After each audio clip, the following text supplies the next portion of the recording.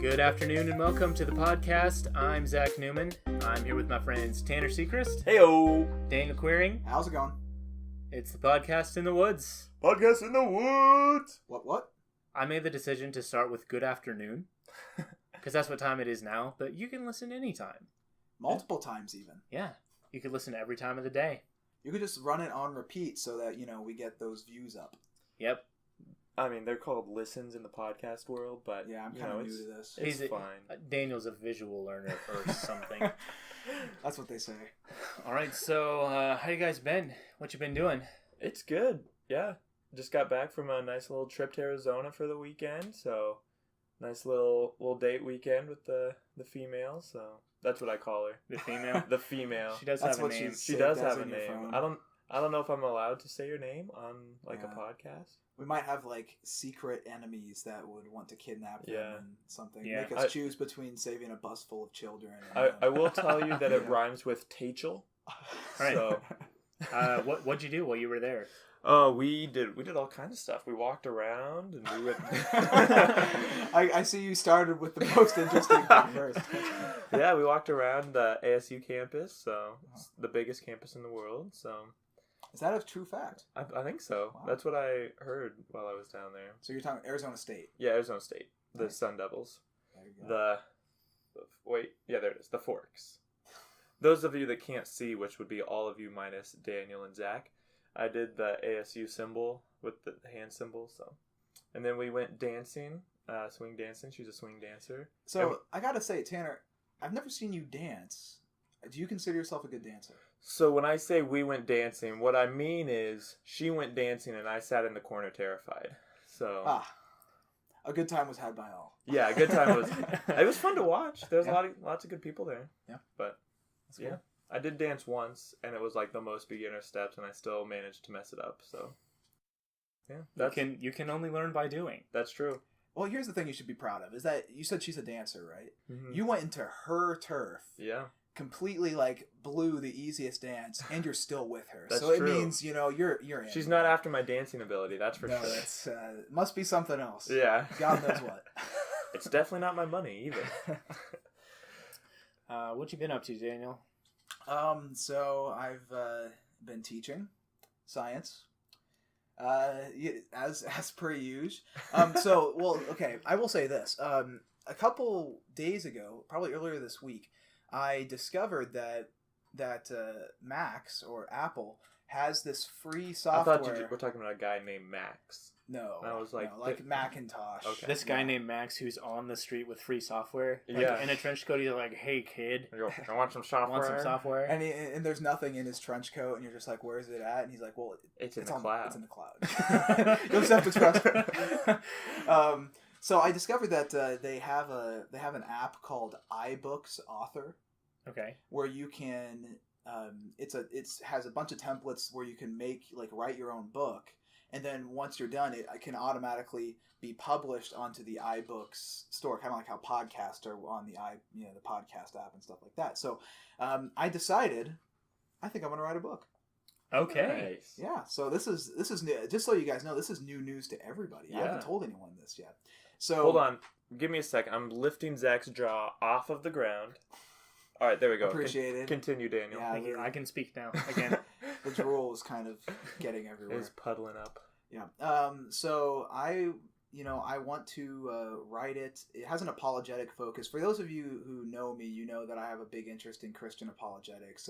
So defending Christian faith and why is it irrational, why is it true? And so I decided I want to write a book that's kind of geared towards lay people, but it's an introduction, kind of reflections on Christianity and science. Because, I feel like, there's a lot of people who, condemn evolution when they don't understand evolution. They condemn the Big Bang when they don't understand the Big Bang. And they have these very simplistic views, both about Christianity and about science. So I want this to be intellectual, but accessible to a popular audience. Are you going to publish it through the Dog in the Woods publishing company? Yeah, once we start that up, let's do it. We'll start it once one of us finishes a book. Well, Zach, you are a lot closer than me. That's true. But that might end up being a script instead of a book. That's cool, though. Yeah. So, I've started taking notes, compiling sources, and doing stuff like that. Well, that's pretty cool. Thank you. You'll have to keep us and the listeners updated on that. I will. I will peddle my book as much as I can. Push it. Plug I mean, like we said before. Well, we didn't say this before. The whole point of this podcast is so we can get internet famous. Yeah, that's true. And so if I have to do a little bit more work because I'm a less likable character or something, if I have to do a little bit more work, that's fine. So, yeah, we have interesting lives outside of this podcast. Yeah, I didn't have anything. You know, I haven't been doing Way to anything. really back up my statement there, man. You play piano. I do play piano. So, okay, I'll tell this story. I work every day pretty much at one high school and middle school. And another middle school in Wichita contacted me about just playing for their concerts. And so it would be like the day before or the day of and the concert. And I was going to do that this week at this middle school. Their concert was on Tuesday. And so we're trying to get the hiring process going, but it's not finished, right? And so what me and the director both thought was, oh, it'll just take longer for me to get paid. So I show up and he's like, let's take you to the office and get you checked in or whatever. And the office people are like, you're not in the system. Go home. And so he was like, I'll try and get this sorted out and maybe call you. So I was like, well, I guess I can't go to my regular job. I'll just wait around. And then he called me that night and he was like, yeah, we can't get this sorted by tomorrow. So you can't come in tomorrow either. And so I contacted my regular director and I was like, I can come in tomorrow if you need me. And he was like, well, I'm only going to be there for like 2 hours. So I was like, okay, whatever. Because he was leaving that afternoon and Wednesday. And then Thursday was their concert, last day of the quarter, no school yesterday. So I worked 1 day this week. Nice. What a life. Yeah. It was the working man's life. It was. I wish that could happen every week, but I would have no money. True. So that's what we've been up to. So today we have decided to talk about a movie called In the Heat of the Night. Yeah, it was classic. I'd never heard of it until we decided to watch it, and it's worth a watch. I really enjoyed it. I'll tell this humorous story of why I picked this movie. So, if you've ever seen The Lion King 1.5, there's a scene where I think it's the hyenas. They call Pumbaa Pig, and he's like, "They call me Mr. Pig." They call me Mr. Pig. That was an actual sample from the movie. But that's a parody of a line from In the Heat of the Night. And I was like, oh, I gotta watch that movie so I can understand the reference. So that was why I chose this movie. So this is what the movie's about. It came out in 1967, sort of in the midst of the Civil Rights Movement, which we'll talk about more later. But it's about a black police detective from Philadelphia, is passing through Mississippi. I think he says he's visiting his mother. And ends up, he's a homicide specialist. And so he ends up investigating this murder that happens in this town of Sparta, Mississippi. And he has to deal with the consequences of being a black man who's in a position of authority in the South in the 60s.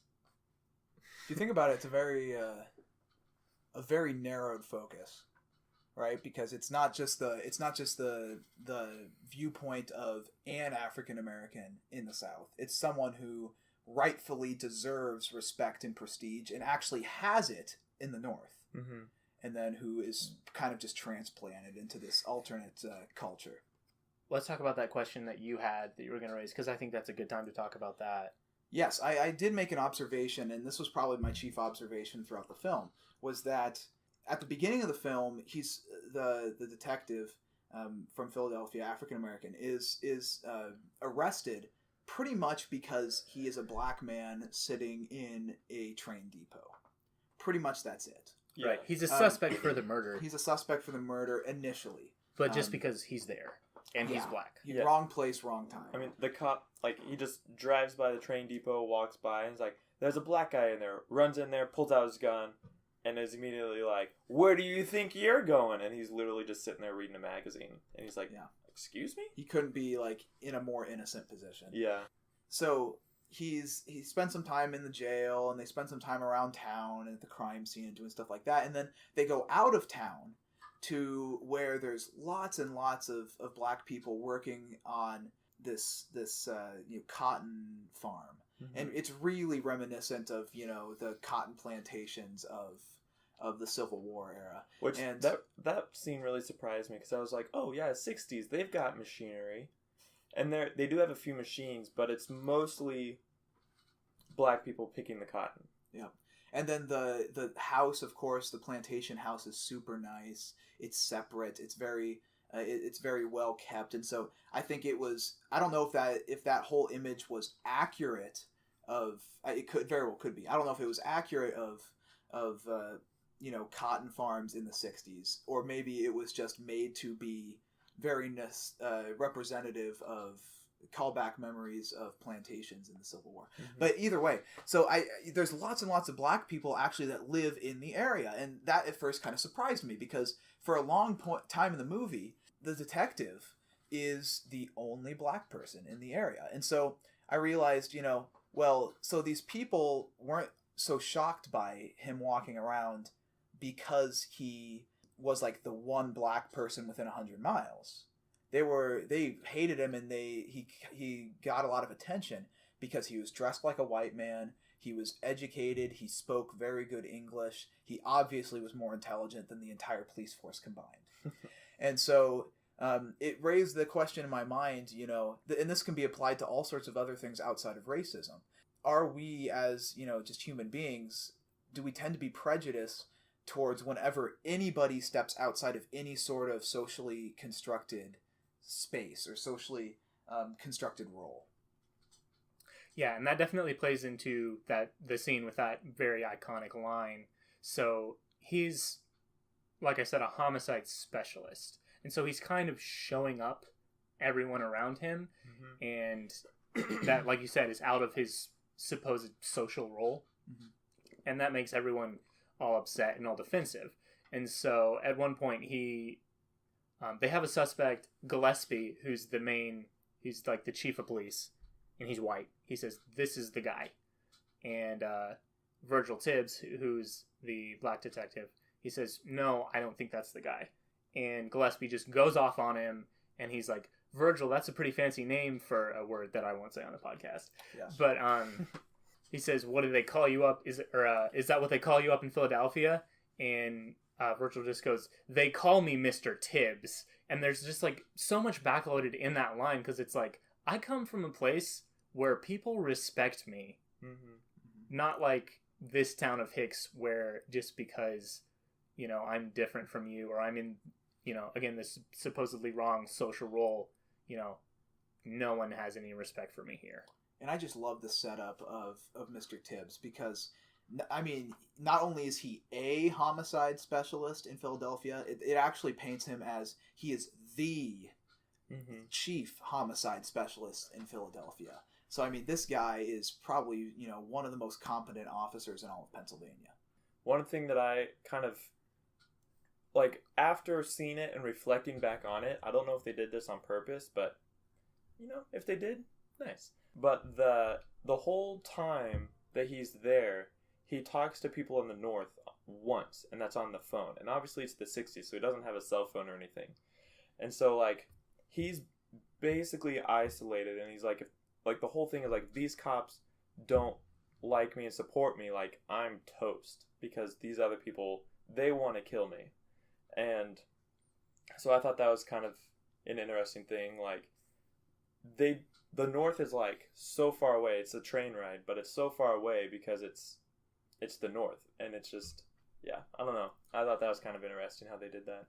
Another thing I thought was interesting was there's a couple of instances where you kind of see this, Southern hospitality, but it, to me, has this really ironic twist. So, for instance, the most heated parts between the Sheriff Gillespie, and Tibbs is at the beginning, whenever they think that he murdered the Mr. Body, the person who who was murdered. And so Tibbs offers to pay for the collect call, for the long distance call. And even though you can tell that all of these officers absolutely hate Mr. Tibbs, they said, we covered the call. We paid for it ourselves. And then also, like, when Mr. Tibbs and Gillespie go over to the plantation owner's house, and the guy's very cordial. He has this conversation with him about flowers, with Mr. Tibbs about flowers, and he offers him lemonade. But obviously this man is very negative towards African Americans, but yet they still kind of treat them with this sort of ironic hospitality that is just completely hollow. Yeah. One of the things that I wanted to talk about was how subtle / in your face on that spectrum was the message of this movie. Because at the beginning, I was like, no one is being very out and out racist. It's all in the way that they look at him sideways, or like when he's in the morgue or wherever, and he's supposed to investigate the body, and he asks the guy, "Where's the sink?" because he needs to wash his hand, and he obviously, like, he just points. He doesn't even say anything. Like, he obviously doesn't even want this guy touching his own sink, Mm-hmm. And so it's not in your face at that point. But then later, like you were talking about the cotton farm or whatever you call it, Plantation? I'm not sure if it was a plantation. I don't know. Well, that's what I was saying before. Yeah. It was pretty much, it was a plantation. Right, and that's exactly what it feels like, with black people out in the fields. It looks exactly like slavery, which this has been 100 years. And then this Endicott is the guy who owns the farm. His house looks like a plantation house. Mm-hmm. He has basically a house servant, mm-hmm. which was like a role in the times of slavery.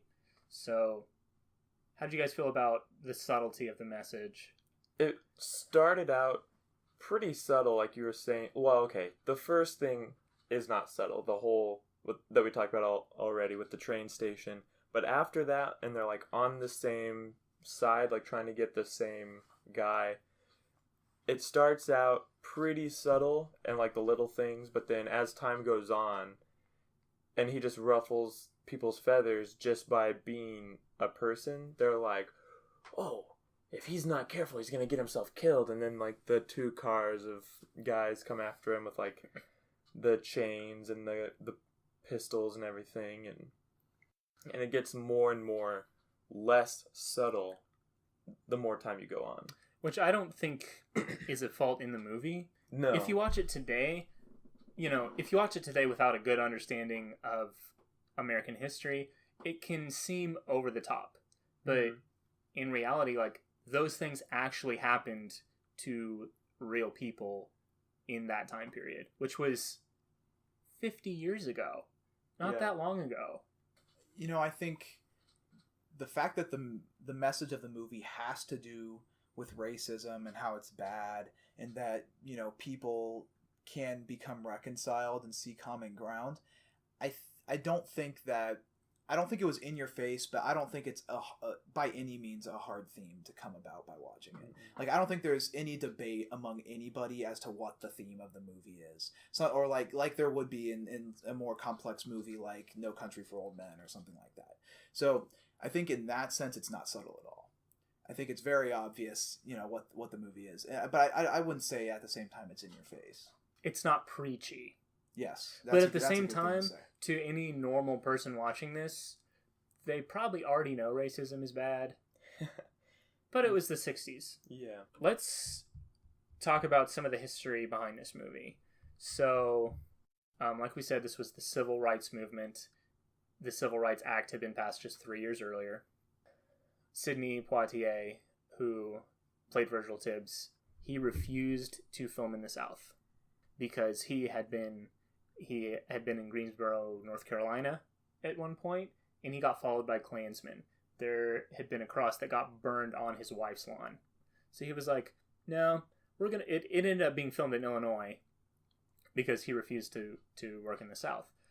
There was one scene or something, there was like 3 days of shooting in Tennessee, and from what I read, it was pretty tense.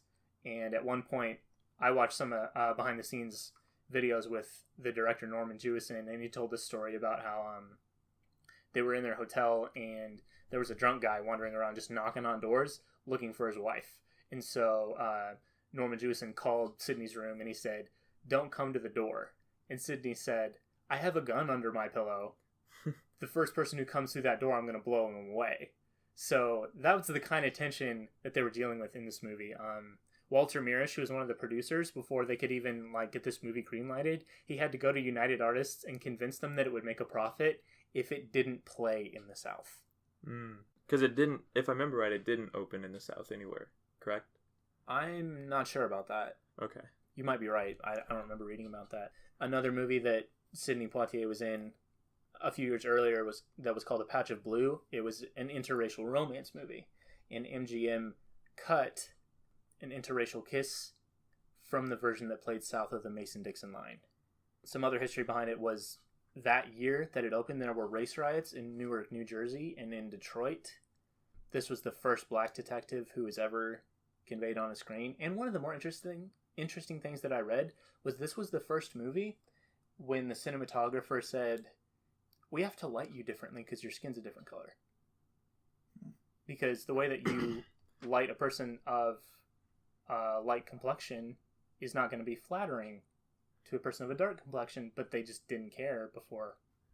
Yeah, that's pretty interesting because, he's obviously not the first black person to be in, on film, especially, a color movie, it wasn't black and white or anything, so, yeah, that's... Today there's a lot of, because, racism keeps being an issue, right? And, at least one thing for sure is, we have come a long way because you don't see people intentionally making different versions of movies to play in the South. Yeah, that's not really a thing anymore. So, that's what surprises me the most is that, at the time, that was an actual thing. You had to convince people that your movie would be successful even if it didn't play in the South. Yeah. And also, like I was talking about, that was also because this was a movie of firsts, the first black detective. And also, this was important. In the scene when he's talking to Endicott, Endicott gets upset, slaps him, and Virgil Tibbs slaps him back. It was the first time that a black man had ever struck a white man on screen. At least the first time that had happened without him, facing consequences of it. Yeah, wasn't there there's a little bit of controversy as to whether that slap by Sidney Poitier was scripted or not. Because I read somewhere that it wasn't, and that it was just a reaction, I guess, or something. But then, Zach, you were saying that it maybe was scripted? I think I've read that both that it was in the script and then it wasn't. I think it's pretty sure that it wasn't improvised. Okay. It's just a matter of, was it in the script, or did the actor say, "Hey, I would like to do this," and the director said, "Okay." But it definitely wasn't improvised. But it was an important moment in film that was the first time that had ever happened. Yeah. Was the line right after "There was a time I could have had you shot"? Was that right after he slapped him? Yeah, that was right after. And then immediately after that, that's kind of the time whenever Tibbs starts being chased by the entire, those two guys, those two cars of people who want to kill him. And then whenever Gillespie comes in, rescues him, he's called an N-word lover, he's kind of ridiculed. So because of that's such a central thing in the whole plot, because, in the end, he converges on the killer, and the mob that are trying to kill Tibbs converges on him. It's so integral to the plot, it almost makes me think it's not improvised, or at least it probably was in the script, because there's so much of the rest of the script based off of that one thing. Yeah. Right? Yeah. And you talk about Endicott's reaction when he said, there was a time when I could have had you shot. That was, I think, really revealed the deep-seated evil nature of that man. Because he says, basically out and out says, "I would like to kill you." And then he literally starts weeping for the time when he could have killed a black man with no consequence. Yeah, and that's pretty telling of the conditions of a lot of people back then. Like they're so angry at the society that was taken away from them. It really is kind of troubling, especially if you think that there's times and people that were actually like this. One of the other most interesting things that I read about this was nominated for 7 Oscars. Which, side note, I find that really surprising because I've read several, I read a review from after it, and then there's a couple other critics that, they said it was good, but it wasn't, the best movie of that year. And, so that kind of gives me the impression that, oh yeah, it's a good movie, but it's not, that good. And then to find out that it was nominated for so many Oscars, and it's, a pretty influential movie even today. I mean, we talked about the quote from Lion King earlier. So I just find that interesting that it's aged pretty well, I feel like. Yeah. And so nominated for a bunch of Oscars, and then came out in 1967, so the Oscars for that year were in 1968. They were scheduled for April 4th, 1968.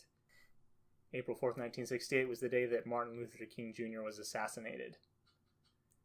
And they delayed the Oscars by a few days because of that. And there were several actors, including Sidney Poitier, who said, I'm not going to go because I'm going to be in mourning for Martin Luther King Jr. And then they moved back a few days, and he was ultimately able to go. And then this movie won Best Picture, which is probably not connected because I think the votes were already in.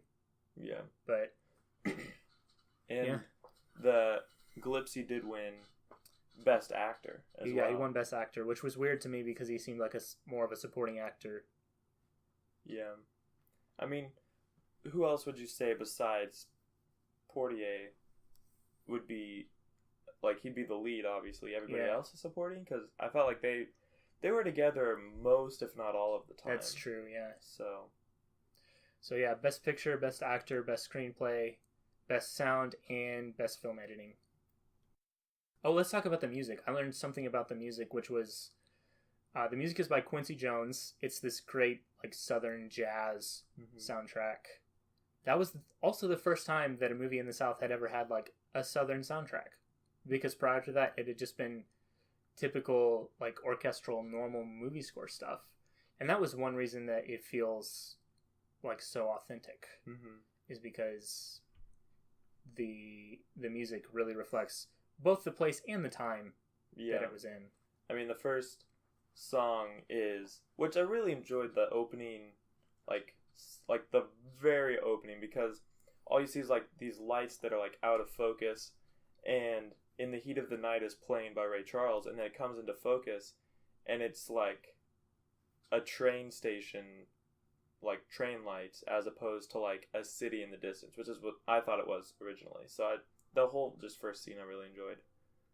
So fun fact about me. I guess what's kind of interesting is how that whole song In the Heat of the Night was written to go with the movie In the Heat of the Night, and then it turns out that a lot of the chain of events that started this murder had to do with the nighttime being so hot in the South, and of course we're getting into a little bit of spoiler territory. Yeah, I think we can get into that now that we've talked about the history. So from this point forward, we'll have spoilers. So if you haven't seen the movie, you might take a break and watch it. It's definitely worth a watch. Worth the $4 on Amazon to rent it. For sure. Yep. So go ahead with what you were saying, Dan. Well, so it was really interesting to see how that that obscure little detail, the movie's called In the Heat of the Night, had really, because the night was so hot, that led the chain of events that went to the murder. So, for instance, it all starts with this 16-year-old sister who, in the night, it's so hot, she gets so bored that she just walks around her house naked. With the lights on. With the lights on, and so people can just come by and look, and so she's just pretty much asking for a lover, right? And so it's that... trying to cover up that act of sleeping with the sister and the eventual pregnancy it causes that leads to this murder. So I think that's kind of the strength of the mystery genre, that you have these little details that kind of are compacted together, and then at the end you're like, oh. So it's kind of like at the end of the movie, you're like, oh, that's why it's called In the Heat of the Night. Not only because that's when the murder happened, right, in the heat of the night, mm-hmm. but also because, you know, the literal heat is what caused all this, to use a Southern term, all this fornication to happen. That was a good catch. Thank you, Dan. I honestly didn't make that connection. I have my moments. That's why we keep you around. Oh, well, that's good to know. I guess I'll say this on that note because it'll make the most sense. I do have a not so serious note. There's a part in the movie where the sister who gets impregnated starts explaining what's happening, and she says, you know, it's so hot out, and then the officer came by and said, you know, hey, you know what'll a great way to cool down is if you go to the cemetery and stretch out on one of those stones and press your body against it. Was I the only one that thought? Stones. Yeah, was I the only one that thought that's the worst pickup line ever? Like probably in any history of. Hey there, sweet thing. Want to come down to the cemetery with me? Press your body up against a lay cold on a stone. tombstone. See. I mean, and what's really hilarious is that she's telling this to the head sheriff Gillespie. And he just kind of get like, to me it looked like this. He just kind of gives this look that's like, that's the worst pickup line ever. That like, he kind worked? He kind of glances like in frustration at the officer who's guilty of this, and he's just like, "You have no game." and then he asks some different question and goes on. Like that part was hilarious to me because that's what it made me think of. So let's talk about the story a little bit. So this is an adaptation of a book by a guy named John Ball, I think, which by all accounts isn't very good. Like most of the reviews point out, the book's not that great, which is an interesting thing to point out. But there's a lot of them also have some dissatisfaction with the story itself. Like the racial tension and the themes, everyone loves that. But some people are not satisfied with the story, with the wrap-up. What did you guys think of that? Well, one thing, because, I mean, we've all seen after-school specials where, for whatever reason, one person does not like the other person, and they go through a time where they're stuck together and they find out they're not so bad, and it ends with, man, now we're best friends. And that's how it ends. And so I was really worried that this movie was going to end that way. And they shake hands, and Gillespie starts to walk off, and Portier, I like how we call Portier, not Tibbs, but we call Gillespie because we don't know his real name. But it's Rod Steigman. Yeah, but that's just kind of what we've been doing the whole time. Side note. Anyways, Gillespie walks off, Tibbs gets on the train, and I was like, oh, good, they didn't do that. And then Gillespie turns around and goes, hey, Virgil. And Virgil turns around and, you take care of yourself now, you hear? And then he just smiles, like, into the camera for a little too long. Like, they should have cut that a little earlier. And then they cut to Tibbs, and he just kind of looks at him. And then he smiles. And then that's how it ends. And I was like, no! You were so close. I like how you're saying, no, racial reconciliation, no! well, I'm not saying that they shouldn't have been reconciled. I'm just saying they should have done it differently because, like, you know, his whole life, like, Gillespie's been not a fan of black people. Like, he's hated them because they're black. And in order, like, his whole life viewpoint has been flipped over a weekend. Yeah. Like, I'm not saying that was wrong. I'm just saying, like, it should have been like, you know, you're a good guy. And then they just left. Not like, hey, now we're friends type of thing, you know? So, well, I really think that the ending was closer to what you said before, that, hey, you're a good guy. Because, I mean, they didn't make any plans to catch up some other time. Yeah. That you would expect friends to do, right? I think Tibbs was thankful to get out of that town with his life, and rightfully so. But I think the ending was, satisfying to me because it offered some depth. For instance, you know, the whole reason why. So what happens is he discovers the person. He discovers that, you know, in order to solve this mystery, all you have to do is find the person who is paying for the abortion of the child that this young sister has conceived.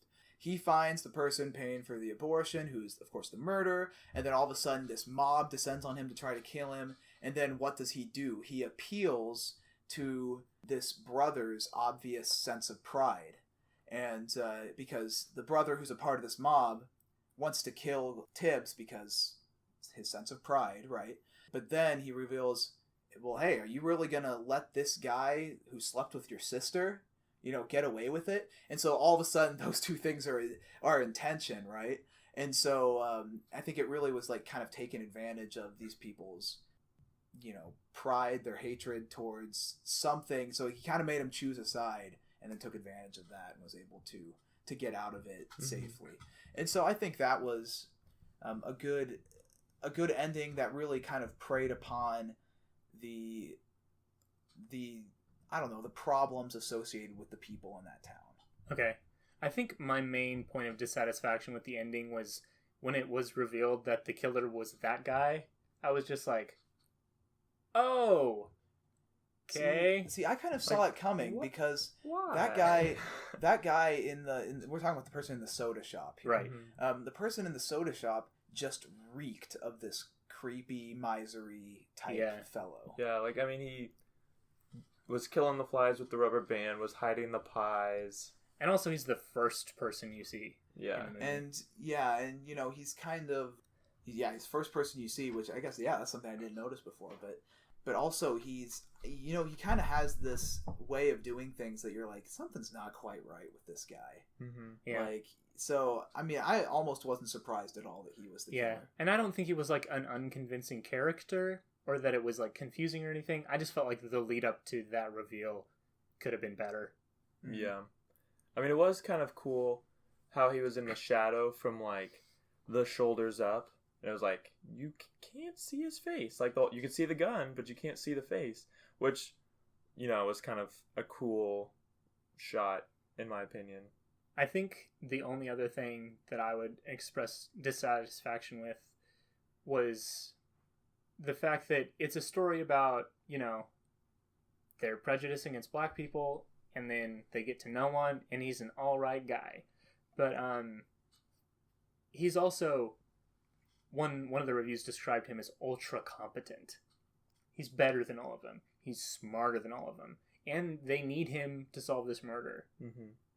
And I don't know. I mean, he had to be that kind of a character for the story, but it also would be nice to have a bit of the message of, hey, you also shouldn't be racist against just normal people. Yeah. Not just people who are super smart and great at their jobs.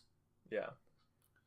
Yeah, because there's kind of, I guess the power of that reconciliation comes from, you know, this expectation that for the townspeople, this expectation that black people are nothing, and then seeing that you know, that kind of turn that this you weren't expecting. He's so much better than what you were expecting. You know, it almost is by making him super competent. You're almost, you know, kind of degrading normal black people, you know, in a way. I see what you're saying. Yeah, like, you shouldn't be racist against this guy because of all these great qualities that he have. Well, you shouldn't be racist against anybody, like, no matter how they i.e. are. the house servants or the people that were picking the cotton in the fields. Yeah, exactly. So, yeah, that didn't ruin the story. Like I said, he kind of had to be that way, to be that character. Especially at that time when it was made, like... It would have been a good angle. All right. Do you guys have anything else? There was a little bit about the mystery portion of the story. Like, the mystery's not that great. And, you know, looking back on it, like, I feel like the mystery was like the B plot of the movie. It was like the main plot was, oh yeah, they're getting to know each other and they're not being so racist all the time and, you know, things of that nature. But then the B plot was, at the same time, they're trying to find this murderer. So, and I think that message I think is very good, because we see that Tibbs has some biases of his own, and he has to let go of them in order to solve the murder as well. And not only does Gillespie have to do that, so like when he counts the money, he's like, "Oh, it's all there," and he at the very beginning counts the money. Yeah, he doesn't trust him. Yeah, doesn't make sure doesn't trust him. And he gets really fixated on Endicott as his prime suspect. That's what I'm speaking of. Is Endicott is the prime suspect, which of course he wasn't. The murder, and so I think that it showed that, just out of practicality, like if we want to do the things as a society that we want to do, we have to relinquish biases on both sides. All right, a fun fact to wrap us up, just in case you thought that Hollywood always making sequels was a new thing. This movie spawned not one but 2 sequels and a TV series starring a different actor. Huh. It was like a TV series in the 80s. Nice. Huh. Yeah. Were the movies also Sydney Poitier? I think so. Okay. Yeah, I think those came out just a few years later, and they did not hold up as well as the original. Shocker. Yeah. Nice. All right, so that is In the Heat of the Night. If you have a movie that you would like us to talk about, you can let us know on our social media. You can find us on Twitter at DogInTheWoods15 or on Facebook and Instagram at The Dog in the Woods, or you can email us at thedogInthewood@gmail.com. And no, he did not just lose all sense of doing S's. That is The Dog in the Wood, because there's only one wood in the email Yes, business. that's correct. So you can find us there if you have any suggestions, if you'd like to keep up with the podcast, if you'd like to keep up with anything else that we might happen to be doing. So be sure and check those out. All right, I think we just have one more thing. We just have one more thing, and that thing is... The Joke of the Week! All right, I'm taking the joke of the week this time. Yeah, you got it. This is a joke that I came up with myself. So before you're too critical on it, just realize that this is also a reflection of Zach's pride in himself. So. Yes. I'm just a man. So here's my joke. What's the difference between a dog and a coffee can? I don't know. What is the difference between a dog and a coffee can? Pretty much everything.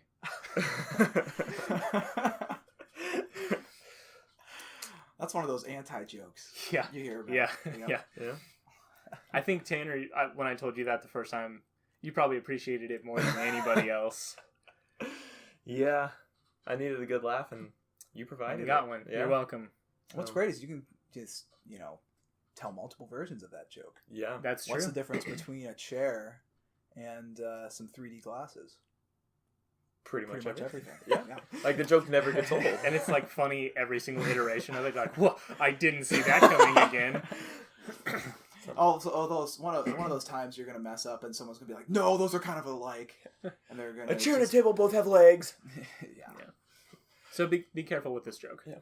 This has been the Joke of the Week. Okay, that's about it for this episode. Thank you for joining us. You guys have any wrap-up stuff? No? We should come up with a catchphrase. Maybe something inspiring, like go out there, change the world, and watch make every little difference you can. It's or don't. It's up to you. Yeah, it is. All right. Just watch our movies. Yeah. We'll workshop it.